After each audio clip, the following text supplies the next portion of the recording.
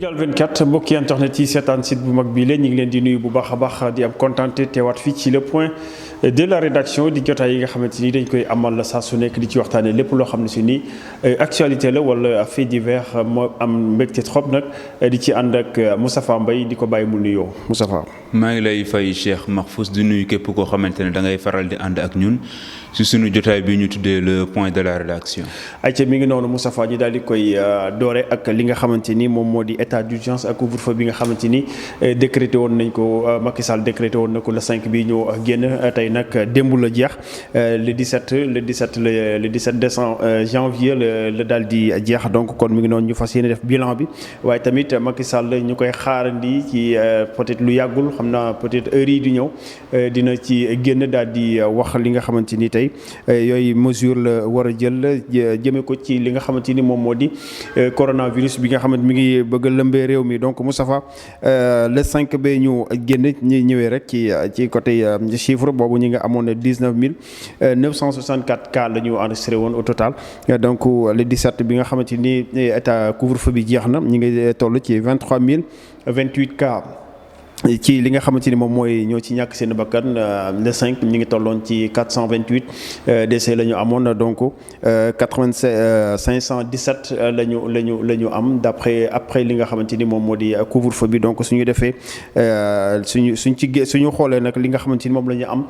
ci nombre de cas ci li nga xamante ni moom moo di couvre-feu bi mi ngi toll ci 3064 cas la ñu enregistré ci 12 jours yi donc 87 décès moom tamit ci am mu nekk ay chiffres yoo xam ne si nii chiffres yu alarmant la donc ndax bëri na trop suñu gisee coronavirus bi ni nga xamante ni moom lay doxee fii ci réew mi mu mel ne que ni d'abord ma bàyyi la nga commenter chiffres yi nga xamante ni am nañ ko mu chiffres yoo xam ne si nii comme ni ma ko waxee tiitalaate na trop ginnaaw état d'urgence ak couvre-feu bi ñu décrété woon le 5. waaw dañuy gis ne rek tendance bi wàccul la tendance n'est pas baissière donc dafa jëm kaw courbe bi dafay évoluer progressivement jëm kaw. loolu la ñuy constater parce que bu fekkente ne da nga xool ci nombre de contamination yi da nga gis ne dafa jóg bu baax a baax. booy xool ci nombre ñi nga xamante ni dañoo ñàkk seen bakkan dafay jóg ba jéggi dayoo parce que 87 décès. boo ko compté ci 12 jours ëpp na ci réew mel ni foo xam ne da nga daan gis.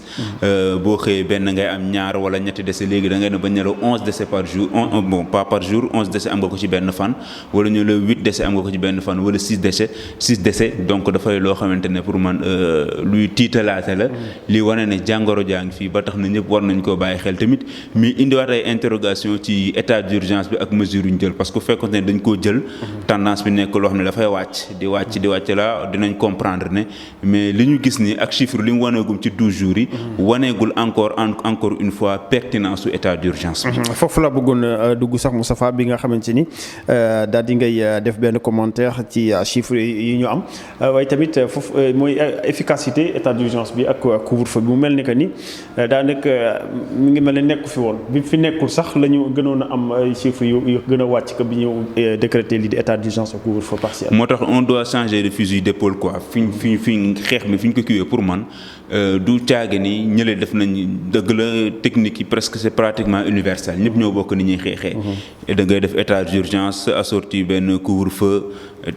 restreindre dem beeg dikk beeg yooyu loolu bu dee da ngay xalaat tuuti di nga xam ne lu xel mën a nangu la si jàngoro joo xam ne dañ ne ay mbooloo ak ay mbooboor ak yooyu ñoo koy wàllante nga ne nit ñi toog leen seen kër gi dinañ jàpp ne dina wàññi chaîne de contamination bi mii loo xamante ne nit ñi mën nañ ci ànd ak ñoom mais su fekkente ne da ngay waxtaanee chiffre su fekkente ne da ngay xool loo xamante ne mooy yenu maana nga def dara gis muy gën di jëm kaw nga def dara muy gën di jëm kaw dafay laaj nga delluwaat ginnaaw xool ndax li ngay def pertinent na du caaga ne ñi koy def ñëpp ñi ngi koy def rek man dama ko war a def mais su fekkente ni gis nga ne lii amul solo wala pertinent wul dafay jaar nga xool ban stratégie nga def wala ban moyen nga war a utiliser pour mu gën a pertinent mën na doon loo xam ne dafay pertinent ci dëkk tubaab bi parce que foofu côté discipline ak côté comportement bi du benn ñun dañuy bind en communauté foofu individualisme moo fa gën a am doole nit ki mën na dund kenn par kenn du sonn moom wala kër goo xam ne ñett nit dafay nekk mais fi imagine toi nga def benn couvre-feu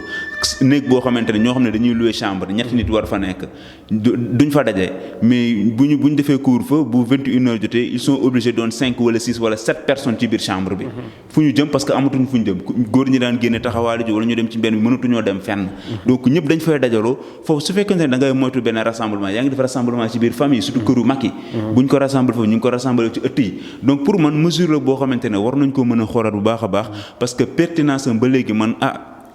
doon na loo xam ne dama koy remettre en question surtout suñu société yu nekk nii. parce que bu doon dañ koo dugal gis ne affaire bi kat mi ngi wàññeeku ndànk-ndànk wala mu doon loo xam ne dafa équilibré wu. taxaw ci benn place dinañ comprendre. mais da nga koy jël kaay di gën di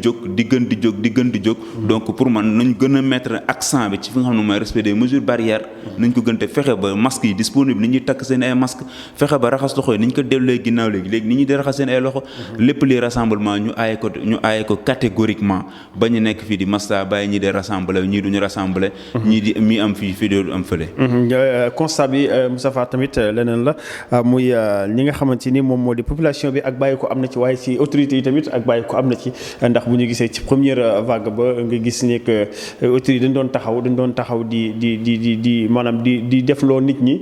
pour ñu respecter li nga xamante ni moom mooy mesure barrière mais ci deuxième vague moom dañu gis benn absence totale boo xam ne si nii ci côté maanaam caytu gi ba xam nit ñi ngi sakk masque yi wala takkuñu masque oto yeeg yooyu parce que mesure yi ñu jëloon ci oto yi nit ñi respecté wuñ ko mesure yi ñu jëloon ci marché yi nit ñi respecté wuñ ko donc mu mel ne que ni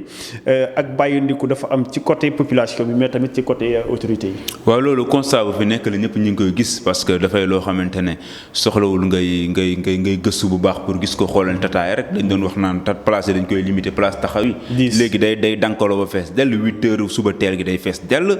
donc marché yi ñëpp xam nañ ne ni mu demee da ngay gis ñoom dañuy dem marché di ñëw duñ takk masque. donc pour man contrôle bi amoon ci vague bu njëkk bi amul ci deuxième vague bi. relâchement bi comme ni nga ko waxee léegi nii dafa am aussi bien ci population mais dafa am tamit ci autorité yi. parce que ni ñu waroon garder ak rigueur bi ñu ci waroon àndal loolu lépp gisuñu ko et même si bien vrai que dama yàgg wax ni comme c'est une bataille communautaire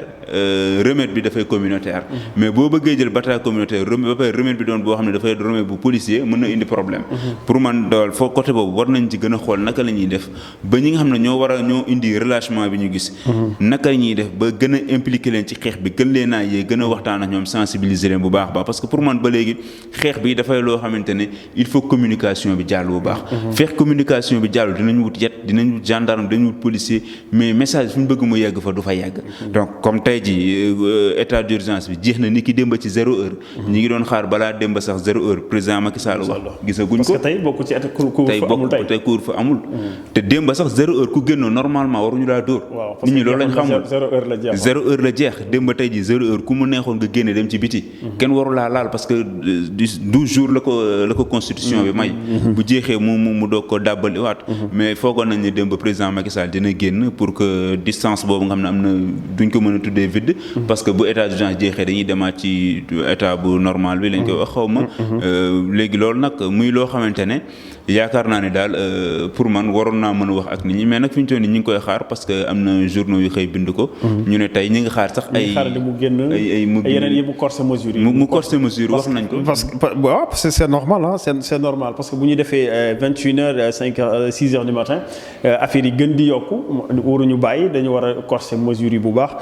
pour que chiffres yi xaw a wàcc tamit. waaw am na ñu wax sax ba ne lawal ko ci yenn régions yi. parce que bu ñu fàttali tamit ba léegi ñaar régions la. am na benn député bu génnoon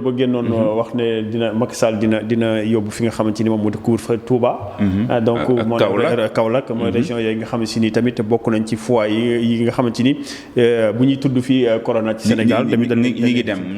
ngi dem bu baax. Touba bokk nañ Touba hôpital bi bokk nañ mooy 5e hôpital bi nga xam ne si tey moom moo gën a am li nga xam ne si moom moo di coronavirus donc ñooñu tamit bu ñu leen épargner bàyyi leen noonu tamit ñuy dem ak ñëw di demante yeneen régions yi xam nga loolu tamit dafay day compliquer la xeex bi. man dama yaakaar ne fi ñu toll nii comme mbir mi dem na ba ëpp loxo fi ñu toll nii bu ñuy def état d'urgence bien vrai que gëwuma état d'urgence ne man ba léegi pour man li ma gëm mooy yaakaar naa ne tey ji bu fekkoon fexe nañ ba masque yi disponible. rassemblement ñu aaye ko bu baax a baax. dëgg la nit ñi neen buñ ko defee 19 bon. 21h wala 22 dina am lu ñu wàññi bien vrai que du bëri mais dama yaakaar ne daal xeex bi war nañ ko gën a mën a war nañu gën a mën a xool naka la ñuy xeexee parce que yoon bi ñu jël nii pour man bu vaccin bi ñëw du yoon bi nga xam ne moo ñu ciy génnee. De toute façon man Moustapha dafa am benn loo xam ne si nii dama ko def benn jàngat wala benn analyse boo xam ne si nii dama ko def jëm ko ci wàllum coronavirus pour man problème bi nekkul problème mu couvre-feu wala état d'urgence dañu am loo xam ne si dañ ko raté depuis le début muy wàllum communication. donc ba léegi nii may wax ak yow am na ñoo xam ne si gëmuñu corona. donc bu ñu fexoon au début ba gëmloo nit ñi ne leen corona am na ñu xam waxtaan ak ñoom pas ñu utiliser ay mesures ay yoo xam ne si ne ay force la. maanaam di opprimer nit ñi pour ñu gëm ko affaire yi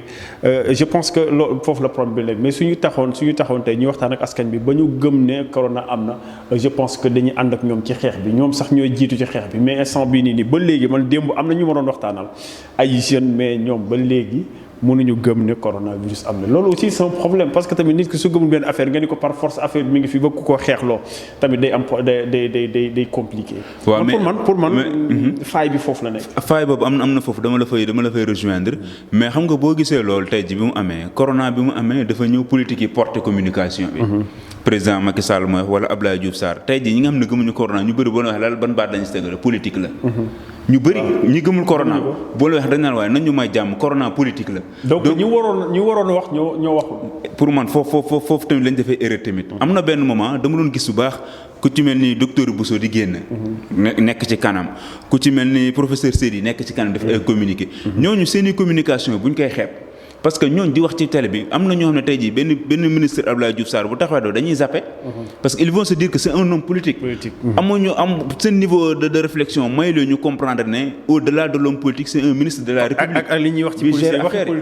waxi politicien jarul gëm. donc même bu président Macky Sall waxee dañ ne non corona bi nañu dimbali. politique la boo xamante ne ñoom dañoo bëgg lii dañoo bëgg lële. jéemuñu sax comprendre lu nekk ci loolu. kooku tey jii boo ko indilee benn nitu santé. boo ko indilee benn professeur Seydi très crédible. bon waxuñu chaque jour mi génn di wax mais dafay baax mi def ay sorties comme ni nga ko doon defee ci vague bu njëkk ba gisoon nañ ko vague bu njëkk bi doon na def ay sorties yu bëri. doon wax nit ñi def ay vidéo ñu koy invité ci plateau bu nekk. deuxième vague bi gis nañ ne loolu manqué na yaakaar nañ ñi nga xamante ne ñooy personnel médical tamit dafay baax mu am pour man tamit doon naa prononcé tamit ñu am tamit ay nit yu bees.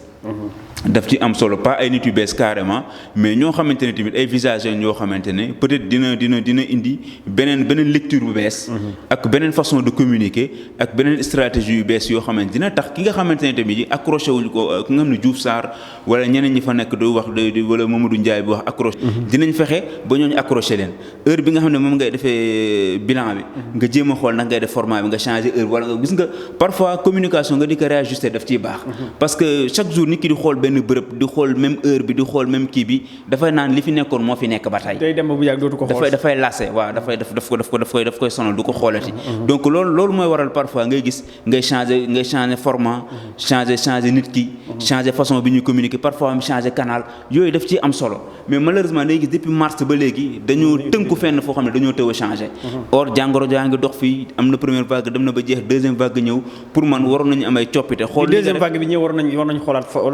format waroon nañu xool forme bi ñuy communiquer. parce que chiffres yi am bu njëkk bu amoon 20 rek da ngay gis gars yi dañuy tiit mais léegi on parle de 200 par jour mais tiitalu yëngalu sax nit ñi duñ ko sax yëg. seen yoon nekk aussi. parce que demuñu sax xool point bi ba xam ñaata lañ am tey. parce que ñu gis kuy waxtaan moom tey ñaata lañ am sax ngay 200 ñu ne 200 lañ am dem yoonam. yoonam nekkatu si yëgalu ko si yoonam nekkatu si mais ñun ñi nga xam ne dañuy yor ay statistiques yor ay plateformes xam nañ ci dara parce que tey jii bu njëkk ba bi fi corona doog a dugg mois de mars. boo masaan dugal kii bi rek communiqué bi rek mais da ngay gis ñëpp dañuy naaw ñëpp trafic bi day jóg ñëpp daw jubale ji di xool boo masaan dugal bi am nañ benn décès rek parce que je me rappelle période bu ñu amee dañ naan def communiqué si saa si di numéro de décès communiqué décès yi dañ naan def communiqué saa si envoyé ko nit ñu xool na enregistré nañ benn décès enregistré waat nañ benn décès yi commencé Facebook ñëpp commencé ko defee statut nga gis donc mais ñu dem ba benn moment léegi nga gis léegi décès yi da ngay annoncé 10 décès gars yi seen yoon nekk ñu romb la dem nga enregistré 300 et quelques cas seen yoon nekk ñu romb la dem kon kooku naka ngay def ba mu intéressé waat ci xeex bi pour man foofu la mbir mi nekk te loolu c'est le travail des sociologues c'est le travail des anthropologues il faut que ñu bàyyi ci xel bu baax a baax médecin bi après lay ñëw balaa nit kee feebar am na ñoo xam ne ñoom ñoo war a njëkk wax ak moom ñooñu nag mooy ñi nga xam ne ñoo dëkk ak moom ci société bi ñoo ko mën a conseiller ñoo ko mën a xelal mais soo tëbee ñoo ñëpp yóbbu directement médecin bi wax moom du ko dégg parce que am na volet social boo xam ne peut-être médecin bi loolu daf koy échapper et loolu yaakaar naa nag il faut que tey jii ñu élargir li nga xamante ne mooy côté bi nga xam ne foofu la ñuy bëgg tënkee jàngoro ji fekk defuñu ko nag day doon loo xamante ne dañuy jiital médecin yi ñuy dem te li ñuy wax du ñëpp si mën a jot communiquer ci askan wi parce que parfois di nga dégg benn médecin mu lay expliquer mais li muy expliquer sama tante wala sama maam bi nekk Fongolim day am problème comprendre médecin bi li muy expliquer parce que boo toog mën na benn cluster di la expliquer naan lan ay cas secondaire ay cas contact ay cas communautaire waaw ay asymptomatique ay asymptomatique waaw xam nga kooku li mu toog expliquer ki ko toog këram taal fournom di jaaru toog daan waaw mooy saa waay lu muy wax nii man xaw ma li muy wax parfois mu ne la covid parfois mu ne la corona da gis ku toog si naa waa covid ak corona ku si tànne wala ku ci gën parce que dañuy am problème ne ndégam tubaab bi la gën a jaaxal ba la Covid ak la Covid kenn xamul ba léegi ban lañ ciy wax. donc pour man mbir la boo xamante daal communication war nañ ko mën a xoolaat bu baax a baax fekk xooluñu ko nag. dinañ bëgg avancer mais dina am loo xam ne dafa mel lu leen di téye ci ginnaaw. en tout cas nekk na loo xam ne si ni Moustapha dinañ ci am lu leer. ndax yëf yi daal mi ngi gën a jëm kanam mais Macky Sall en tout cas lu ci mënti am wax nañ ko ci début bi dina génn tey njort nañ mu génn tey même su génnul tamit mën na def décret ñu génne ko ñu xam mesures yi nga xamante ni jël na ko muy mesures yu yees ginnaaw 12 jours yi nga xamante ni décrété nañ ko état d'urgence couvre-feu partiel mu concerné woon la région de Dakar ak la région de Thiès donc lan lañ mën a xaar tey ci Macky Sall ci mesures yi nga xam si war na ko mën a jël jëme ko ci xeexu mbas mi coronavirus. mais effectivement bu fekkee ne logique la ñuy suivre rek da koy gën a tengal parce que dara wàccu fi bu doon dafa wàcc comme xës na ba embarqué ci logique bu état d'urgence ak yooyu noonu bu ko bàyyee dina am loolu daf koy def ci bopp nit ñi dinañ ne finalement dafay am benn incohérence embarqué na ba pare fi ñu toll nii man da yaakaar moom bokkuma si ñi nga xam ne dañuy yaakaar ne dafay lever état d'urgence bi. donc 21h la woon xanaa koy da ko wàcce ba 20h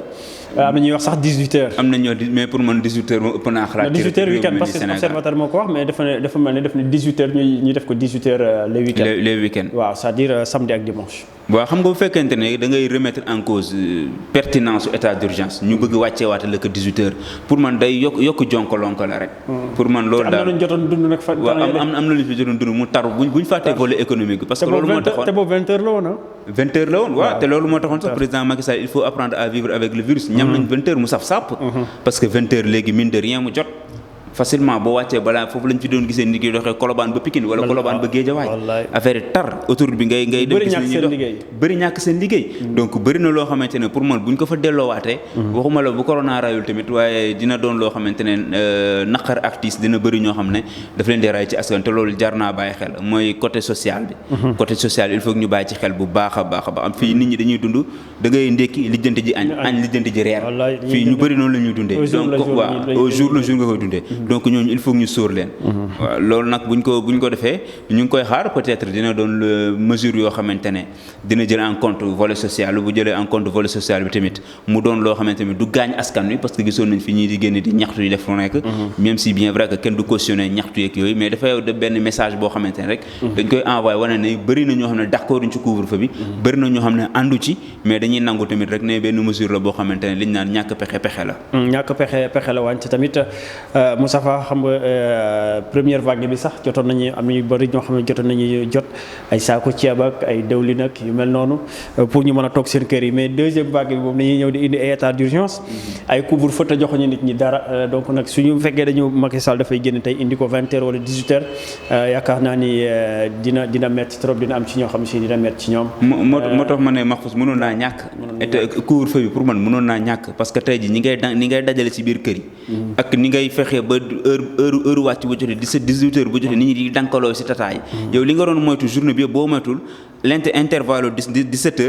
ba 19h nit ñi nañ ko dankaloo luñ ko tasaaroo woon dañ ko dankaloo ci ngoon gi loolu finalement da ngay toog nga poser question nga ne ñii ndax man li ma doon daw ci guddi gi du fekkente ne même su fekkee ne guddi gi ku nekk na dem sa kër mais ndax période yu 17h ba 19h du période boo xam ne dañuy dajaloo parce que te keroog da nga wax lu am solo Moustapha bi ñuy waxtaan yaakaar naa ci bureau bi la xaw ma en tout cas yaakaar naa hors antenne la woon nga naan nit ñi Macky Sall su def loolu couvre-feu tamit nit ñi def couvre-feu seen bopp parce que dafa sedd Moustapha xam nga bu seddee sedd bi 20 heures dootoo gis kenn ci mbedd pratiquement ñëpp dañuy dem ku nekk day dugg sa kër donc je pense que jarul woon aussi muy def couvre-feu parce que sedd bi nii vraiment ku wàcc te yaa ngi si biir kër et pour man dafa am foo xam ne ba léegi dañ fay péché te nangu ñu ubbi seen i bët xool ko ñi ngi def couvre-feu d'accord mais chaque jour ñu dégg ñu ne day leen takk masque yi ci bëri te ba léegi gisagoo ñu ne président séddale leen nangami masque jox ko askan wi ak néew di doole yi masque yi nañ def de sorte que masque yi disponible nit ñi jot ay masque gel yi nga xam ne dañ ko doon séddale ci première vague bi nga gis ñu lancé benn élan de solidarité bu am solo ci dëkk bi télé yeeg politiciens yi ku nekk di maye ba ñeen jël sax seen photo di ko dugal ci ay gel yi di ko def ci gel yi di ko def ci gel yi voilà ñeneen ñi di ko def ci ay masque